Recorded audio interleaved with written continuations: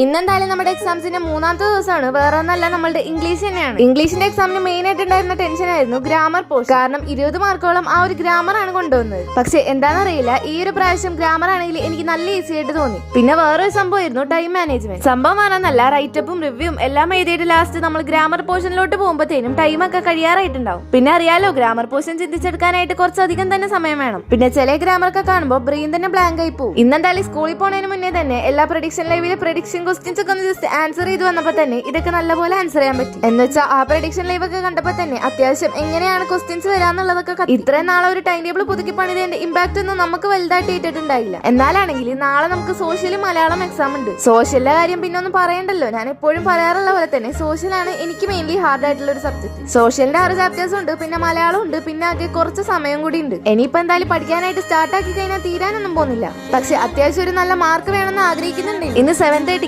MS സൊല്യൂഷന്റെ prediction live വരുന്നുണ്ട്. Social സയൻസിൽ റബി സാറിന്റെ ക്ലാസ് ഒക്കെ ഞാൻ കാണാറുണ്ട്. എനിക്കൊക്കെ നല്ല ഇഷ്ടമാണ്. അപ്പോൾ ഇന്നെന്തായാലും ഒരു പ്രഡിക്ഷൻ ലൈവും കൂടി പോയിട്ട് കാണണം. അപ്പൊ നിങ്ങൾക്ക് സോഷ്യലിൽ നല്ലൊരു മാർക്ക് വാങ്ങിക്കണം എന്ന് ആഗ്രഹം ഉണ്ടെങ്കിൽ ആ ഒരു ലൈവ് ജസ്റ്റ് ഒന്ന് ചെക്കൗട്ട് ചെയ്ത് നോക്കാം. കാരണം കുറച്ച് സമയമുള്ള കാരണം നമുക്ക് പ്രഡിക്ഷൻസ് നോക്കിയിട്ട് ഇമ്പോർട്ടന്റ് ക്വസ്റ്റ്യൻസ് പഠിച്ചു പോയാലും അത്യാവശ്യം മാർക്കൊക്കെ കിട്ടും. അപ്പൊ എല്ലാവരും ഇനി സോഷ്യൽ എക്സാമിന് പോയിട്ട് പ്രിപ്പയർ ചെയ്യാം. അപ്പൊ വീഡിയോ ഇഷ്ടമായിട്ടുണ്ടെങ്കിൽ ലൈക്ക് സബ്സ്ക്രൈബും ചെയ്ത് സപ്പോർട്ട് ചെയ്യാനായിട്ട് മറക്കണ്ട. പിന്നെ ഇൻസ്റ്റയിൽ കാണുന്നവരാണെങ്കിൽ ഫോളോ ആക്കാൻ.